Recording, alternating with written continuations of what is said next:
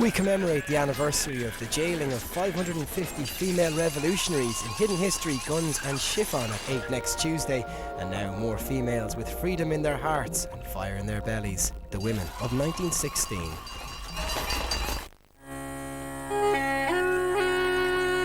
This year marks the 90th anniversary of the 1916 Rising. 10 years ago, here in Kilmainham Jail, an exhibition called Guns and Chiffon celebrated the role of Irish women. Women such as Countess Markievicz, Maud Gonne, Dr. Kathleen Lynn. But there were 200 other women who took part in the Rising, and their stories are told in the following profiles.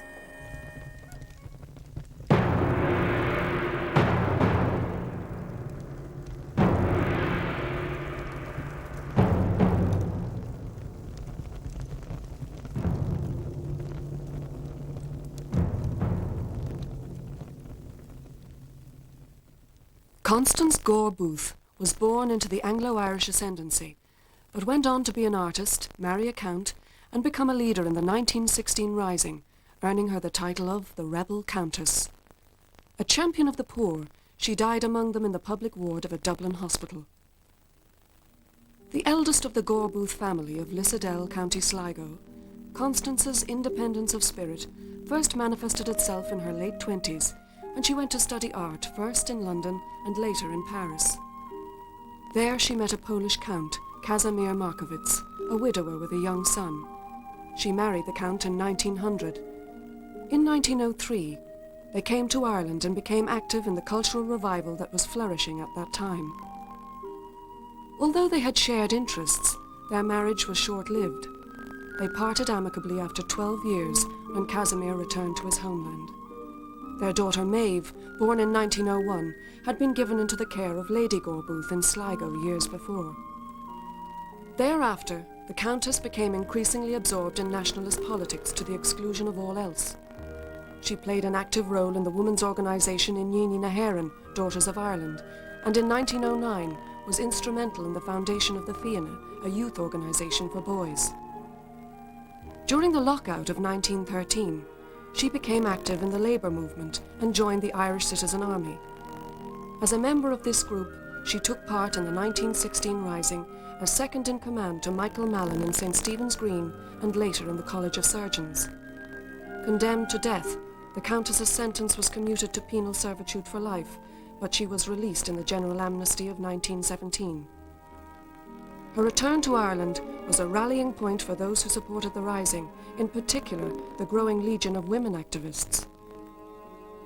She was re-elected President of Cumann na mBan, and in 1918 she became the first female elected to Westminster. She did not take her seat, supporting the Irish nationalistic policy of abstentionism. During the War of Independence, 1919 to 1921, she became the Minister of Labour in the underground government, but spent much of this time in British and Irish prisons. The Countess did not support the treaty, arguing vehemently against its acceptance. During the civil war that followed, she took part in the fighting. She supported republicanism in Scotland and went fundraising in America. Then upon her return, she was arrested once again. In the aftermath of the Civil War, the Countess remained active in public life in opposition to the Free State government. Elected in the general election of 1923, she refused to take an oath of allegiance and so did not enter the Dáil. The Countess was a founder member of the Fianna Fáil party and was one of their candidates in 1927, but she did not swear allegiance to the King of England. She was hospitalised with appendicitis and died on the 15th of July, 1927.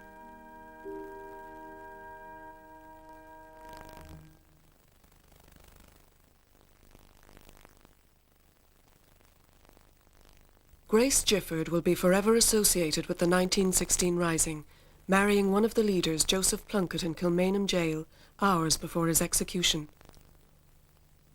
One of 12 children born to Frederick Gifford, a Dublin solicitor at Temple Villas in the prosperous and unionist suburb of Rathmines, Grace, like many young women at the turn of the century, was encouraged in artistic endeavours.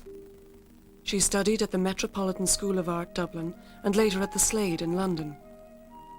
While she was a pupil of William Orpen, she sat for her portrait, She was 19 years of age and he entitled the work Young Ireland. It was strangely prophetic, as she would later join a new generation of Irish nationalists. When she returned to Dublin, Grace worked as a cartoonist and illustrator. One of the papers she contributed to was the Irish Review, edited by Joseph Plunkett, son of the director of the Museum of Science and Art, Dublin. They began a courtship in 1915, and in December, Joe asked Grace to marry him.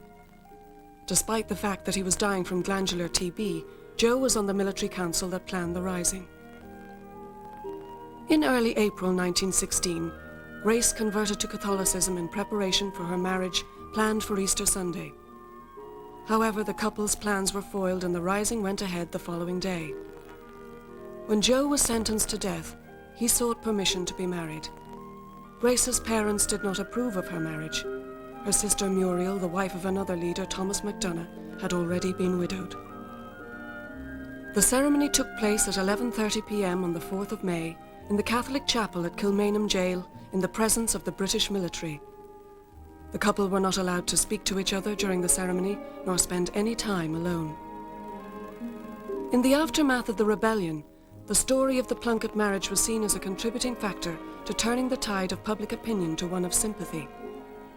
Grace became a public figure and joined the political arena, becoming a member of the Sinn Féin executive in 1917, the group in which all disparate elements who supported the rising gathered. Grace continued to work as an artist. Her book of caricatures of Irish personalities, To Hold as 'Twere, was published in 1919. During the War of Independence, 1919 to 1921, she used her skill as an artist for propaganda purposes. Along with the other 1916 widows, she opposed the treaty that ended that war. During the subsequent Civil War, she was arrested and imprisoned in Kilmainham Jail. Her elder sister Katie was a fellow inmate.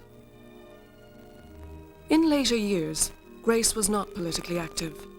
She continued to work as a cartoonist and did a number of drawings of Abbey productions. Her best-known works were published in volume form in 1929 and 1930. She never remarried. When she died in 1955, in her late 60s, she had been widowed for almost 40 years.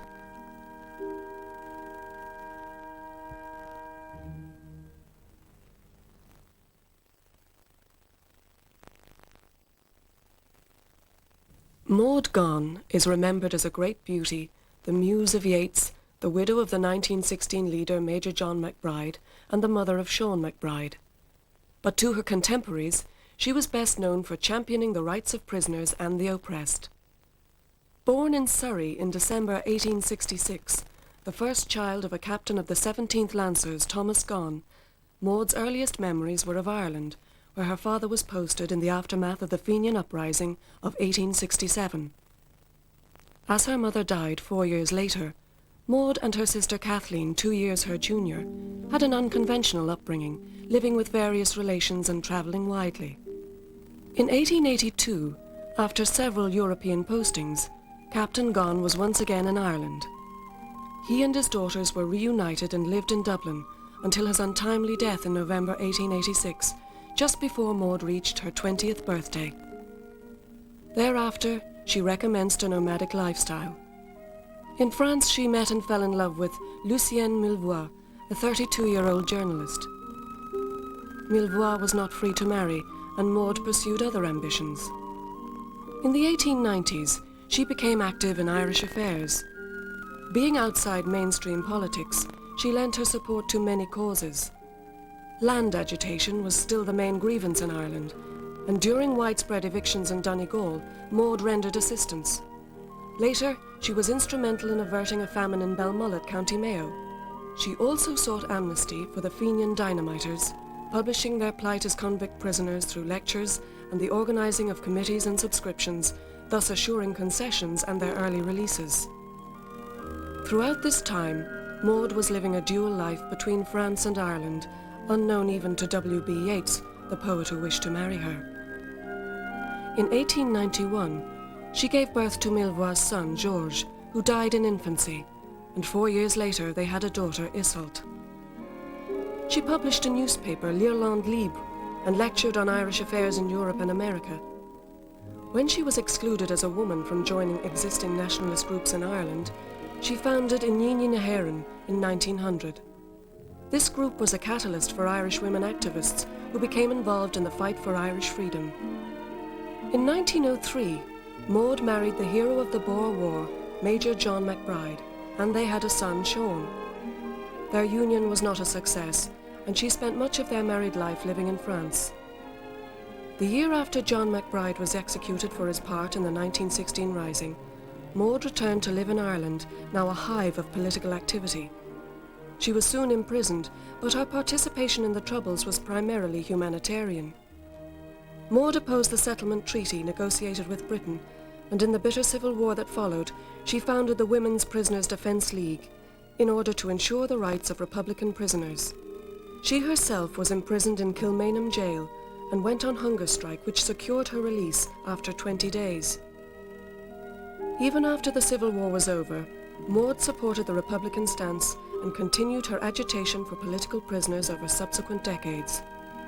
She lived into old age, dying in 1956 in her 87th year.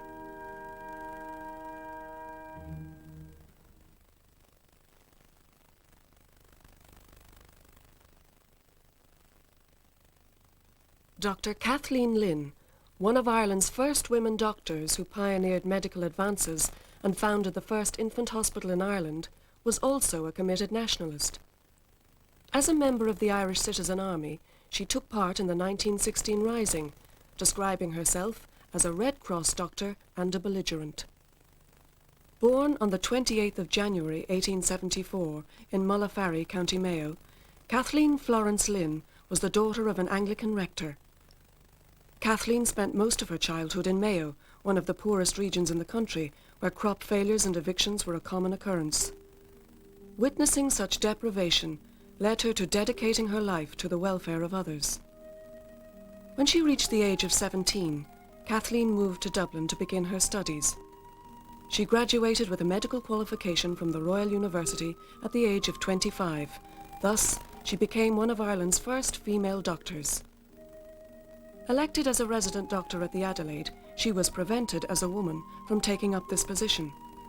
Instead, she joined the staff of Sir Patrick Dunn's Hospital, but left to pursue a postgraduate course in America. Upon her return, she set up practice at 9 Belgrave Road, Rathmines.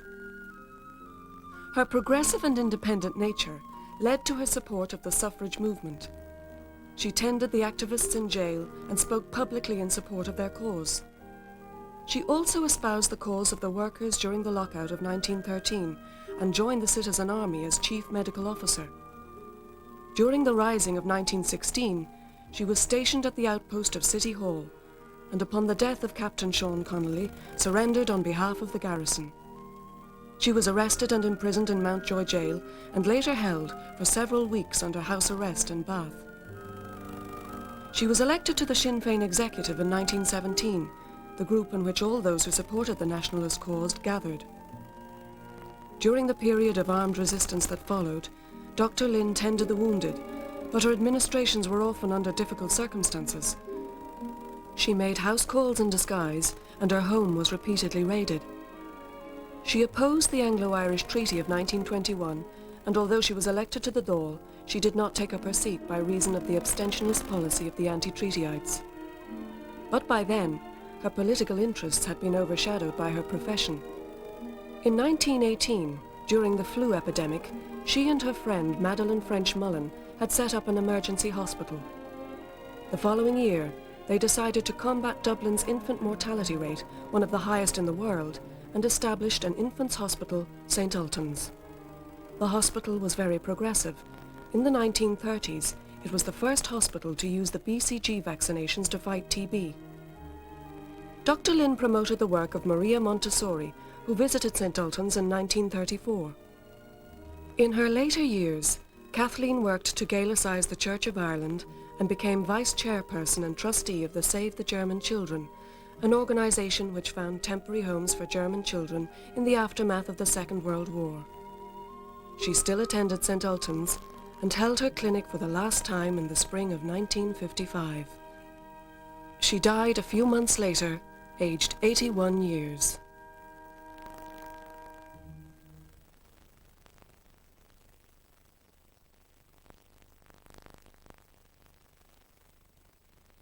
The women of the rank and file who participated in the 1916 Rising have long been eclipsed by Countess Markowitz, Maud Gonne, Dr. Kathleen Lynn and Grace Plunkett. The estimated 150 women who took part in the Rising were members of Cumann na mBan, the Irish Citizen Army and Girl Scouts.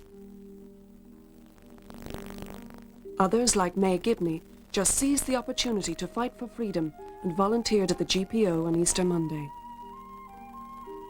After some initial reluctance, women were permitted to join the rebel outposts, with the exception of Boland's Bakery and Mill.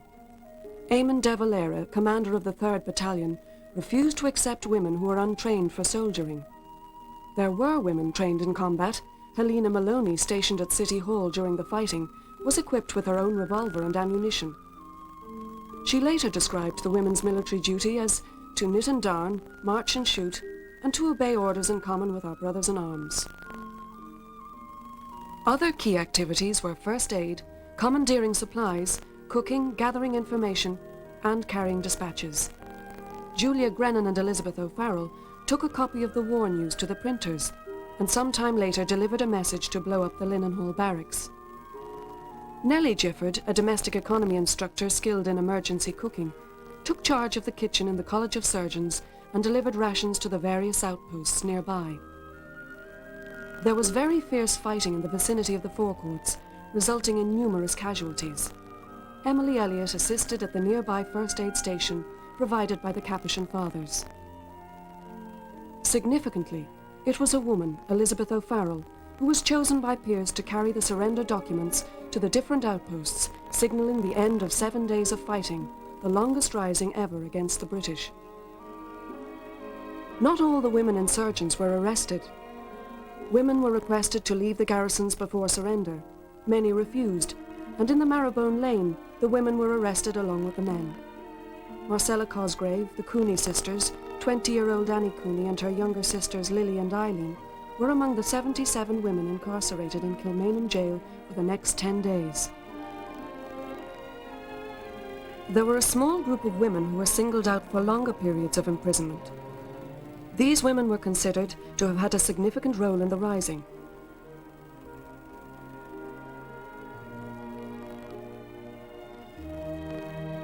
Amongst this number was Madeleine French Mullen, who had been in charge of 15 women in St. Stephen's Green in the College of Surgeons.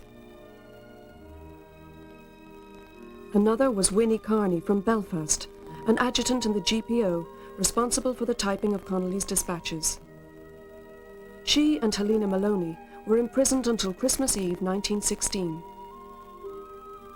Meanwhile, their comrades had kept the Republican ideal alive and set in train the subsequent events that culminated in Irish independence.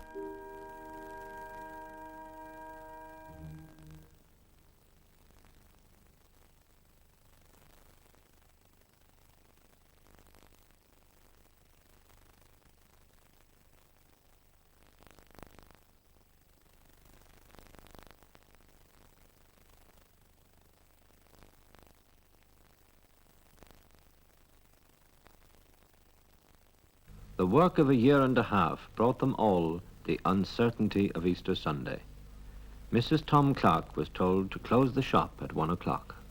I closed up anyhow at 1 o'clock, assuming that the rising would go on anyhow. And I waited to hear the sound of shots and heard nothing. And then the next thing was I saw my husband coming up the avenue with two men with him, Tommy O'Connor and Sean McGarry. And he came in, and it was the only time in his life I ever saw him depressed. He was in a very terrible state of depression. And he told at the meeting at Liberty Hall, he fought rings round for them to start on 4 o'clock on a Monday and not to wait till the next day. Their decision was to wait till next day and send out orders for the volunteers not to demobilise. And they thought they'd be able to overtake McNair's messengers. He said they won't, but if we go out this evening, the country will hear that Dublin is out and they'll carry out their original orders. But he was outvoted on the thing. And he was a bit depressed about that, and he couldn't eat, he couldn't do anything. Well, then, fearing there might be a raid during the night, the house we were living in at the time had rooms on both sides of the hallway, you see. And we had decided that if a knock came to the door, I was to say who's there. If it was military, I was to open the door and say nothing. They would hear that, you see. Tom was in that room with a pistol. McGarry was in that room with a pistol. And John McGarry was up the stairs with a pistol. And I had a pistol. And if it was the military, we were going to fight to a finish. A knock came to the door and we were all got into position and everything ready and all keyed up, you see. And the next thing, who walked in was an old man from Clonlive Road to protest against Tom Clark going out after all he did for Ireland, to go out now to be killed and tried to prevail on him not to go, you see. So the rest of the night passed without thing. But the rising was on, and the following day Clark said goodbye to his wife. Just goodbye. You see, you know, when you get up to the point that you daren't break down, you must make your goodbyes as casual as is possible. You see, you understand that. And that's what it was, goodbye. I don't know whether we even shook hands. And of course, I had great hopes when the rising was continuing on the week, but I didn't ever really see that he'd come through, I must say. I was taken under armed guard to Kilmainham. Now, nobody told me that he was going to be executed. The note said that the military brought to the castle that your husband is a prisoner in my hands, he wants to see you. But Miss Parolles, who was one of the other prisoners, said to me, "What does that mean?" I said, "Death." "Oh, God," says she, "you're a stone." I said, "Well, now, do you think the British would be so kind as to be sending for me to say goodbye to my husband if he was only going a short distance?" When it's that way, I said, "That's finished." I left her saying I was an awful stone. I went to Kilmainham anyhow, and we had a soldier in the cell all the time. They had, the only lights they had was candles in jam pots, and it was just the one candle brought up the stairs, and he stood in the cell with me. It got about an hour. Well, even then we didn't talk about anything about ourselves. We talked about the future and the future of the country. And he said, "We, all of us that are going out tonight," he said, "believe that we have saved the soul of Ireland, that we have struck the first successful blow to freedom, and that freedom is coming. But between this and freedom," he said, "Ireland will go through hell. But," he said, "Ireland will never lie down again."